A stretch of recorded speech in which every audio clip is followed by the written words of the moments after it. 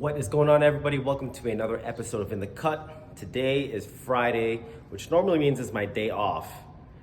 Just did a little haul, re-upped on some stuff, Gatorade for the fridge, Mr. Clean for the disinfectant mix. We got a Swiffer, some hooks, and another plastic storage rack. First thing on my list was to find a solution for our vestibule. As you guys might be able to see, the floor gets super salty, saltier than your ex, because of everything outside. So I wanted to make sure I had something manageable that I can just mop up. Now I do vacuum, but obviously using the mop, I just want to discard it when I'm done, right in the garbage, move on to the next. And today's topic at hand is going to be organizing this chaos back here. This is my storage. So this holds pretty much our uniforms and belts currently. We got a bunch of white belts, sashes, and stuff here in the back that I have to sort through. And here we go. You guys ready for it? This is my change room.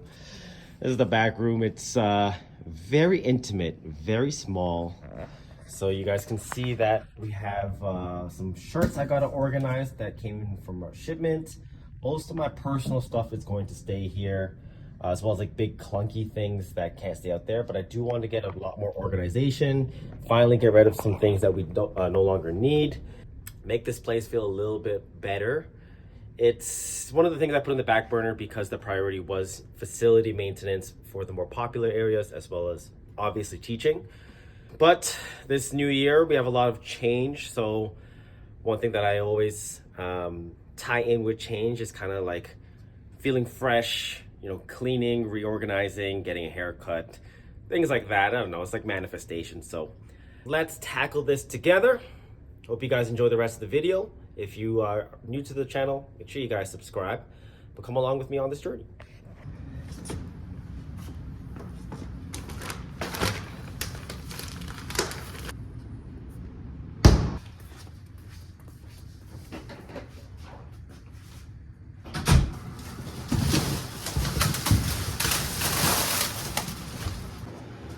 All right, guys, we are done. A few hours later, we got our rack here. I have an abundance of white belts that were missized, so we're holding it down for now. But typically, this is where we're going to keep stuff that I'm not too concerned about loss prevention, because this is public access from the entrance, if you will. I mean, no one has really gone down here, and I've never come across anything remotely close to that. But anyways, you know, this is where I'm going to be storing all my belts, right? So we got a shipment coming in with some new belts that are intended for some promotions coming up. We got the sashes for Kali. No one's really going to steal a sash or a belt and then magically put it on because they didn't get it from me. And then these ones down here are just our loaners. So we got loaner shin guards, loaner gloves for some of our trials. We still got another rack at the bottom, and we even got some space at the top. That's just an order from one of my students who's got to pick it up. But it definitely looks a lot cleaner down the hallway. And then I did manage to make myself a little bit more space in here. So it's not pretty, but it works. Hung some of the cleaning equipment, organized shirts, organized the equipment a little bit down here. It's not pretty. It's definitely not messy, but it definitely works. And I can fit myself in here very easily now. Minus the vacuum's gonna go back in there. All right, guys, it's been a minute since I recorded, and the last clip you saw was probably a month and a half ago or so. But I just wanted to give you guys a quick update and just kind of pull you right back into current times. As you can see, the wall mats are still not here. But as you can also see, I hope the video quality is a little bit better. We went ahead and we actually got hooked up with the wonderful Google Pixel Pro, which I'm now shooting on. So hopefully the content, as well as all the other clips of technique and whatnot, will be higher quality and will be a little bit more appealing to the eye. What I am going to kind of talk about to kind of wrap up this video, we got kind of two big things. Number one is my current training schedule. And this is kind of because a student brought it up this past evening during a sparring class. He noted I was a little more sharp, I was a little bit more jumpy, I had a lot more life in me. We all go through periods of time in our lives where health or fitness is not at the top. And as you guys know, I'm a father, I'm a business owner. There's a lot of different moving parts of my life outside of this gym. which unfortunately means my training takes a step back often at times. But I have been pretty consistent with jiu-jitsu, rolling, drilling, obviously the kickboxing and Kali going on a weekly basis, but not just teaching. I've actually been able to train consistently over the week. And of course, my new journey, which is with the kettlebells. So I'm actually gonna hit my workout today, and I'll break down kind of my split of how I train and try to continually improve myself throughout the weeks. I'm just gonna basically break it down to show you guys that it's very realistic. I'm not, training 6-7 days a week. I'm not doing 2-a-days. And hopefully, if we can continue this through the birth of my second child onwards to the end of the year, we'll see how much different my physique and my capabilities are going to be by the time we get to December. Let me know if my form or anything has improved with the kettlebell. Nothing's going to be changing much. All right, guys, so first and foremost, just want to apologize about the angle here. I'm still getting accustomed to the Google Pixel Pro that I'm shooting on now. But what we started off with were 5 bent over rows. 5 is kind of the magic number here. Went straight into 5 kettlebell swings, followed by a clean, if you will, into 5 squats.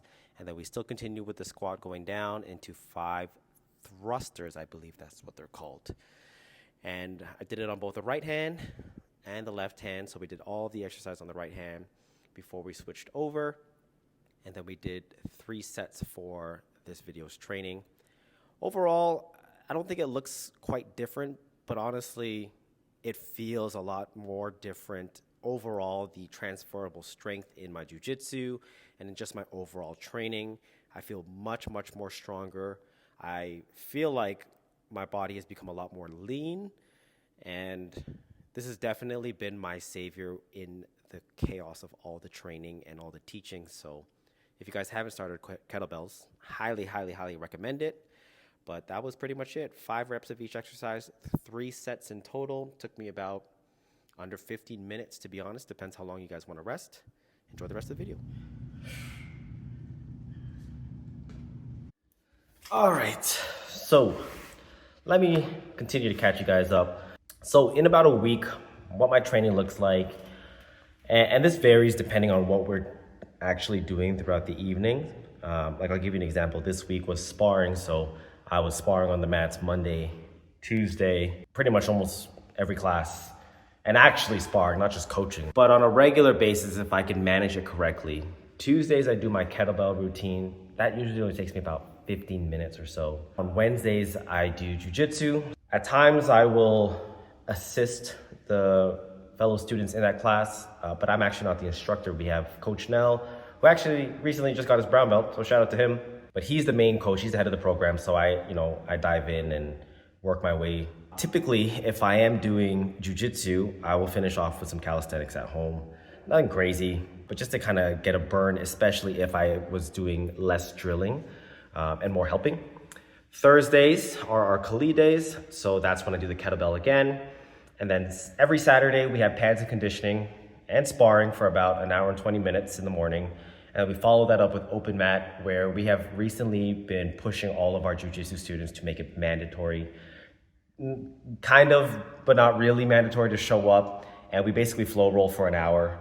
And that, I think, has been one of the key things on just keeping my heart rate up and allowing me to feel more lively throughout the week. It's kind of not only a nice exclamation mark at the end of my week, but also it kind of preps me for the beginning of the week, where Sunday I get to rest. But there have been times where literally, within 2 weeks, if I didn't work out on my own, if I didn't spar or anything, I wouldn't even break a sweat, and I'd be doing all the teaching, all the coaching, and of course my training during the evenings takes a step back because I'm not the one paying membership, all my students are.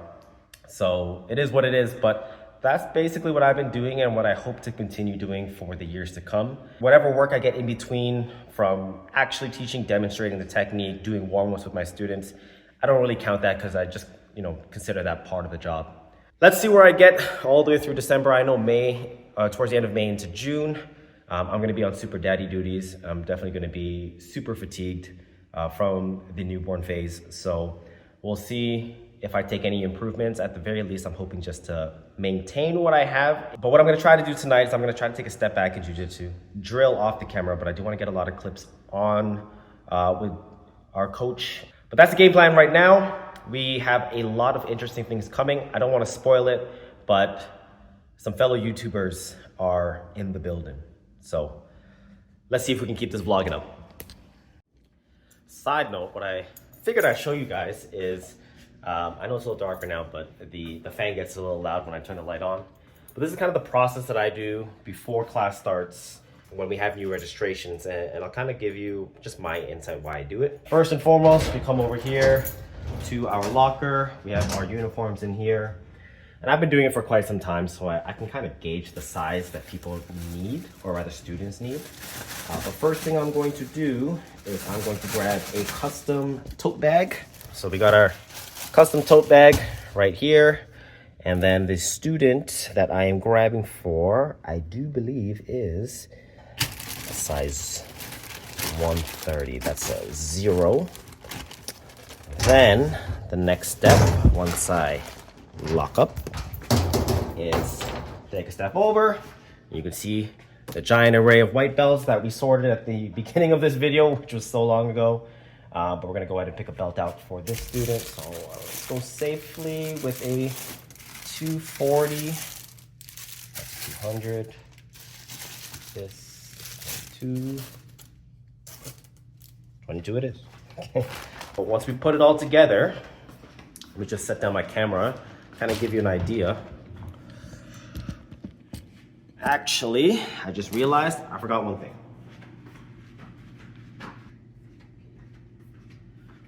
And the one thing I did forget was the Academy shirt.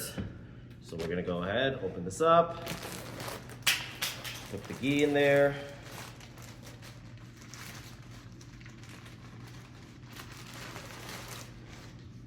Lay the belt nice and flat. Academy shirt, nicely folded, going in. Boom.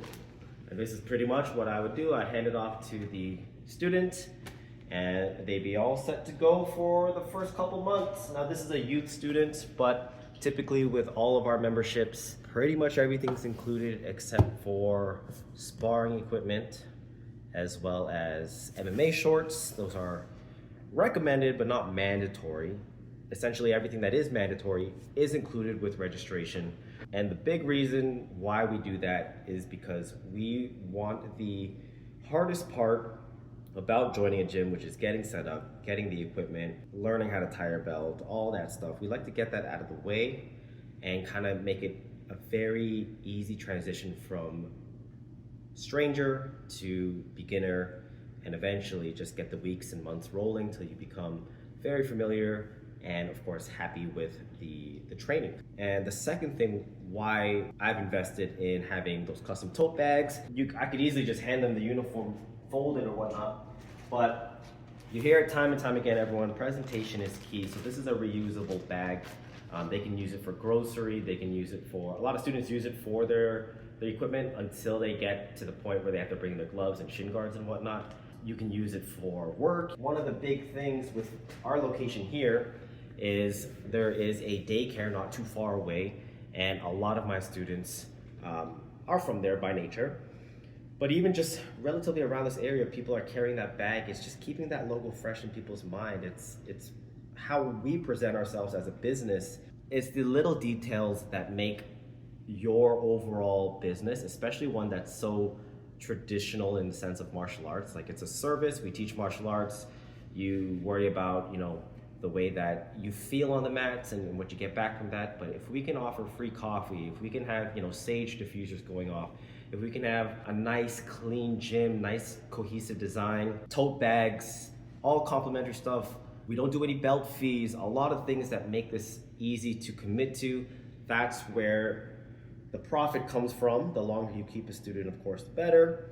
But more importantly, that's where the trust comes, that what we're doing off the mats is reflective of what we do on the mats. If we're gonna take care of our facility and take care of you outside of the actual teaching, you know, what do you think that means when we're actually on the mats, and that's where we specialize in? Highly, highly, highly recommend you guys do that. It makes a world of a difference, particularly when you are compared to neighboring businesses or other gyms. That's our process.